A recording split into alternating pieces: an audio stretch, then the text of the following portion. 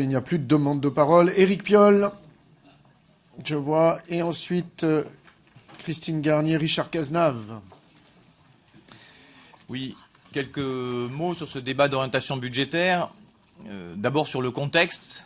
Je pense que la situation économique que nous vivons, à la fois sur le plan de l'activité économique elle-même, sur le plan des conséquences sociales de cet essoufflement du modèle depuis maintenant quasiment 40 ans, la situation du chômage, David Queiroz le rappelait, au-delà du chômage, ce débat d'orientation budgétaire est l'occasion de souligner, comme d'ailleurs le vice-président aux finances l'a écrit, que le chômage réel, le sous-emploi réel est en fait le double du chiffre annoncé des chômeurs de catégorie A, du fait de la non prise en compte des quasiment 6 millions d'inscrits à Pôle emploi dans les catégories B, C, D, E, où on range plutôt à des fins statistiques les demandeurs d'emploi, également à cause des nombreuses personnes, plus d'1 million, n'étant pas inscrits à Pôle emploi, étant au RSA socle, et qui sont dans une situation qui finalement sortent des statistiques car n'étant pas comptabilisés dans la population active. Enfin, du fait de la situation des jeunes, là aussi, pour une bonne part, ceux qui sont suivis dans les missions locales ne sont pas inscrits à Pôle emploi. Il y a donc cette réalité sociale très prégnante, une réalité également vis-à-vis du défi de la transition énergétique et du réchauffement climatique qui, nous le voyons pour l'instant, continue de patiner. Cette situation économique, cette situation environnementale, cette situation sociale, elle est en plus aggravée par des politiques récessionnistes. Ça a été expliqué, et d'ailleurs expliqué par Jean-Damien Mermillod-Blondin. Une politique récessionniste qui a un effet assez direct, à la fois sur la situation sociale, mais également sur la capacité des collectivités locales à faire émerger un nouveau modèle plus sain, plus dense en emploi, plus respectueux de l'environnement et qui nous permette de construire et de faire émerger le nouveau modèle. Enfin, dernier aspect, la situation de la métropole, de la collectivité, une situation plutôt correcte en termes d'autofinancement, en termes de dette également, même si évidemment la question des emprunts toxiques reste prégnante et à traiter. Et une situation qui sera le défi des 6 prochaines années. Nous partons, c'est rappelé, d'une agglomération extrêmement peu intégrée en termes d'action commune, également en termes de politique fiscale. Une fois que nous avons posé ce contexte, qui est un contexte lucide, il nous faut tenir un cap, définir un cap qui ne soit pas fait de fantasmes, autour d'un retour de la croissance qui serait salvatrice. Nous le voyons depuis maintenant 5 décennies, le taux moyen de croissance annuelle baisse de façon régulière et, comme c'était rappelé également, le risque déflationniste est aujourd'hui bien présent. Et finalement, une politique, une traduction à la japonaise avec 20 ans de déflation et de croissance nulle est un des scénarios envisagés et parfois par les économistes d'ailleurs comme étant le scénario le plus optimiste dans la situation dans laquelle nous sommes. Il nous faut donc, dans cette logique-là, avoir un cap extrêmement clair qui ne soit pas basé sur ces fantasmes d'entretien d'un modèle que nous savons épuisé, mais bien de lignes conductrices qui soient à la fois positives pour tout de suite, là, notre vie des habitants d'aujourd'hui, mais également qui soient pérennes dans le temps et qui permettent la transformation. Cela passe par un regard très clair autour des politiques publiques, des inégalités sociales et des inégalités territoriales. Je crois que c'était rappelé par l'intervention de l'ADIS.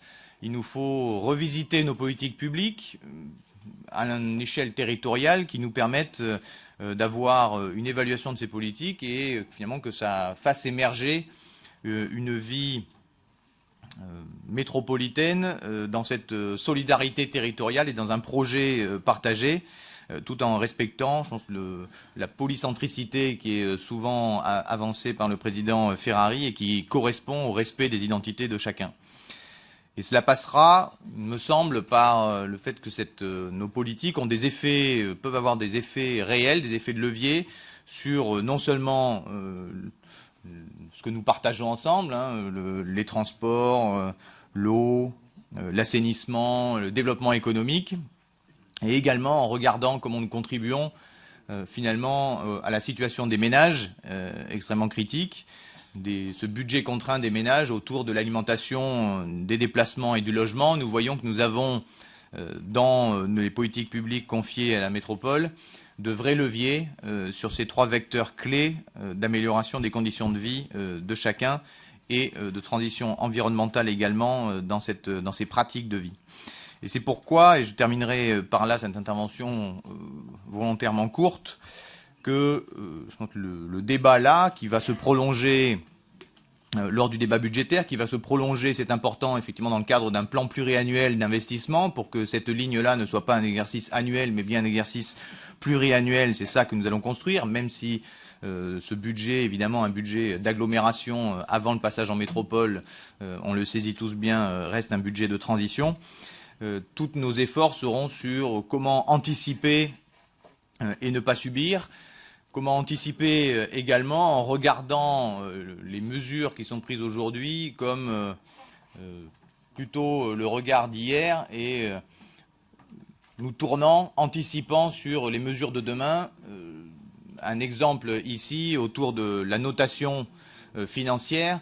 Nous savons que dans une échéance assez brève, ces notations financières vont en fait s'élargir sur des notations non seulement financières, mais également environnementales, énergétiques, d'impact des politiques publiques sur le changement climatique, car petit à petit, les acteurs financiers et l'ensemble des acteurs économiques regardent cela comme étant finalement un signal de durabilité extrêmement fort.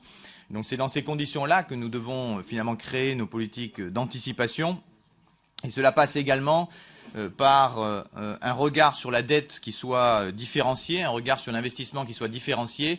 Nous devons distinguer entre ce qui est nos investissements d'usage d'aujourd'hui, sur lesquels il nous faut être extrêmement vigilants, faire des choix clairs, sortir de la litanie que nous investissons pour nos enfants et que donc on pourrait tout faire, et bien regarder les investissements qui portent en eux, ça a été rappelé par le vice-président aux finances, des économies de fonctionnement par la suite, qui sont généralement liées à des économies également environnementales, donc qui sont bonnes dans les 2 dimensions, des économies ou des créations de valeur pour l'avenir, et ces créations de valeur sont également le plus souvent dans le domaine environnemental, dans le domaine énergétique, dans le domaine de l'eau, des politiques foncières, des politiques également de développement économique. Nous avons donc là une ligne de crête, un cap extrêmement clair à tracer, qui commence à se préfigurer dans ce débat d'orientation budgétaire et qui va s'inscrire, je pense, dans le plan pluriannuel d'investissement et dans cette lisibilité sur l'ensemble du mandat.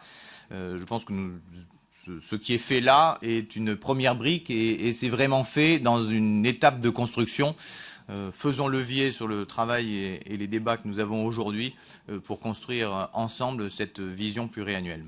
Voilà ce que nous souhaitions dire au nom de notre groupe.